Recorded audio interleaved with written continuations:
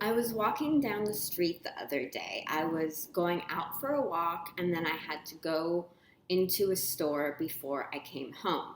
So, where I live, you have to wear a mask if you go into any store, and you actually have to wear a mask when you go out in public, or at least that is what we are told to do. I would say I see about 50-50 just on the street. In a store, yes, because they won't let you in a store if you don't have a mask on. But on the street, I'd say about half the people are listening to that rule of wearing a mask in public and half aren't. So I'm walking down the street and I can't smile at people anymore when I pass them on the street because I'm wearing a mask because they can't see that I'm smiling. And so if someone, looks friendly, they're not talking on the phone or they don't have headphones on, I'll say hello or hi to them. So there was this woman walking a dog and I said hi. And I kept walking and she stopped and she said to me, "Young lady, don't be so scared. You don't need to wear a mask." And I should have just kept walking. A little teaser to where this story is going. And so but I stopped and I said, "Oh, no, I'm fine. I have to go into a store." And then she started saying, she said, "There's no virus. There's no virus here. Everyone in Italy who died was old and they died from being old and that there's no virus." And then she went on to talk about how cell phones are what's killing us. So I realized quickly that someone else who she talks to is going to rip her a new one. So that was not my job that day. My job was to listen. Again, I could have just kept walking, but I stopped and I just nodded politely. I don't know. It felt like my job in the moment was just to listen and be polite. I probably knew I was getting a video out of it if I just let her talk. And so so I just nodded and smiled. And so she said, she repeated herself again that I didn't have to wear a mask. But before that, she said, "You don't need to wear a mask. They are just trying to control us." She didn't specify who she meant by they, but she said, "They are just trying to control us."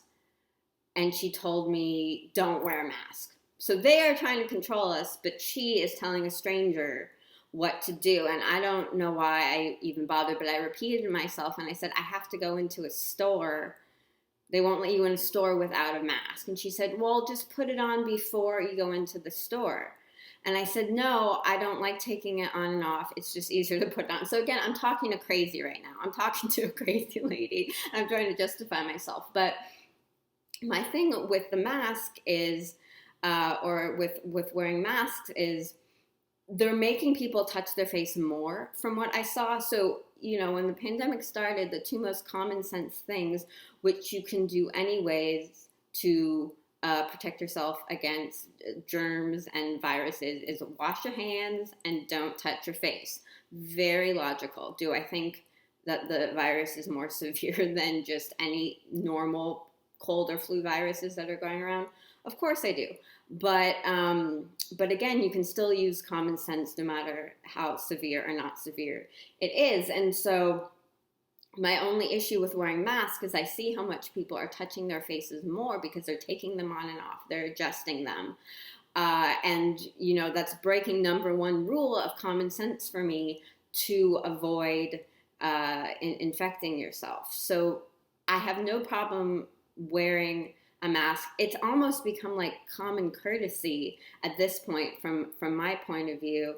But I don't want to touch my face a lot, and I don't want to put it in a bag or put it in my pocket and then put it on.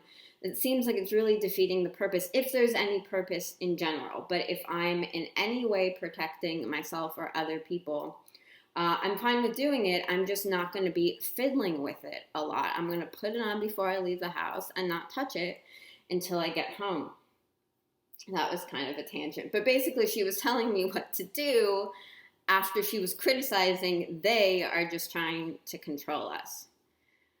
So this was kind of good for my walk because I needed to get out and move, but I was a little tired. But I got so fired up after hearing this woman because I had so many thoughts that it really, like, it fueled my walk. My walk went by really quickly. I went to the store. I bought a few things that I needed. And then I came home. And so this really tied into an idea I was already thinking about, because I had made a cartoon on the Revision Fairy Instagram. I will put that here, where you can check out already about this. And I was thinking about turning it into a video, and this just kind of helped bring my ideas together. So anything that we hear a lot, anything that becomes really cliche and empty, I like to sort of dissect and analyze and break down. And so I've been really into how much you hear, to me, the empty phrase of "we're in this together." I hear it a lot. And we're not in this together. That's my point of view. And I think this woman just helped, like I said, bring together a lot of my thoughts on the subject, because we don't like anyone who disagrees with us. Everyone has an opinion about what is going on right now, and everyone has become an expert. Everyone knows the best way to deal with a pandemic. And that is sarcasm, obviously, because nobody knows. Nobody really knows, but everybody thinks that they know. And anyone who disagrees with them is wrong. And that is, that's the energy that is out there. I don't see a lot of tolerance. Everyone wants to go outside now, right? We're sick of staying home. Everyone wants to go out to be with the people who are the same as them, who think exactly the same way as them. They don't want to go out for dialogue. They don't want to go out for tolerance. The idea of agreeing to disagree, nobody wants that. Everyone just wants to be around the people who reinforce their beliefs that they're right, or the people who agree with them. And everyone who disagrees with them are idiots, and they don't know what they're talking about, even though nobody knows what they're talking about. So we're not in this together. The best thing anyone can do right now is to mind their own business, because no one knows if they're right. No one knows if anyone else is right. I mean, we just don't know. So when you don't know, mind your own business. Take care of yourself. Don't put other people in danger. When I was walking away, of course, I wasn't like in an active troublemaker mood, but when I was walking away from that woman, I was thinking of saying, I should have told her that I had tested positive for coronavirus, but that I had to go out anyways because I had to get stuff, and that I was protecting other people. Because if I had told her that, I mean, what could she say to that? If I had said to her, I'm wearing a mask because I have to be out and I have coronavirus and I want to protect other people. Checkmate. What could she have said to that? But that was fueling my need to be right. And I was making up a lie to prove a point if I had done that. I'm glad I didn't do that. You know, I think it's a fun thing to think about. It's a fun thing as an instigator, someone who wants to sometimes stir up things. It was a fun thing to think about, but I would have been making up a lie to show that I was right. And that wouldn't have been, you know, the right thing to do ultimately either, even though if it felt good in the moment. So for some reason, I minded my own business. I let her talk. I walked away. Didn't cause any trouble. Like I said, someone else is probably going to get into it with her. Wasn't my job that day. So the writing lesson here is, as a writer, you always need to ignore what other people think about you being a writer. You always have to mind your own business. You're thinking of the people who you are serving with your writing. That you have to keep in mind. But a large part of just keeping it together while you are a writer is minding your own business and forgetting about what everyone else is doing. So this is a great time for writers because we're used to minding our own business anyways. And if you're not, start getting used to it. That could be lesson 1. That's lesson 0 because my 2 tips are coming up next. But Lesson 0 is, if you're not already used to minding your own business, mind your own business. It's going to serve you well. It's going to serve others well. It's the difference between walking away or making up a lie to prove your point, because in that moment, you thought you were right and you had to do that. So what you could do as you're minding your own business is pump up your writing practice. I always, when I talk about your writing practice, I think of two separate things. I think of a writing practice and a publishing practice, because you don't want to publish everything that you write. You only want to publish your best work. So if you don't already have a daily writing practice, I recommend starting one. That's for my first group of people who don't already have a daily writing practice. Write every day for 20 minutes. It could be 10. It doesn't matter. Just do it every day for at least a certain amount of time that you determine, and do that consistently. That is how you become a better writer over time. But you're not publishing that. Your publishing schedule is something different that you come up with. You want it to be regular. You want it to be consistent. But you take your best work from what you're working on every day and then publish it consistently. And that's going to look different for everyone else. Now, if you already have a writing practice, my challenge to you is to make it more challenging. I'm going to use the word challenge twice, and I don't like that I use the word pump up. That's definitely something. This is my writing. I would revise that. I think we're enhance, but that's just sort of like my snobbiness coming out.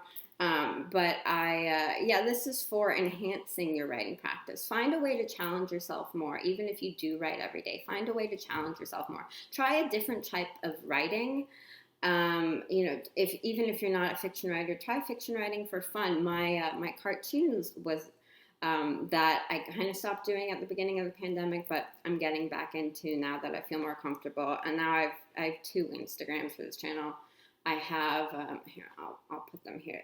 I have the Dystopia Diner one, and I have the Instagram one, or the Instagram one. I've been talking for a while now.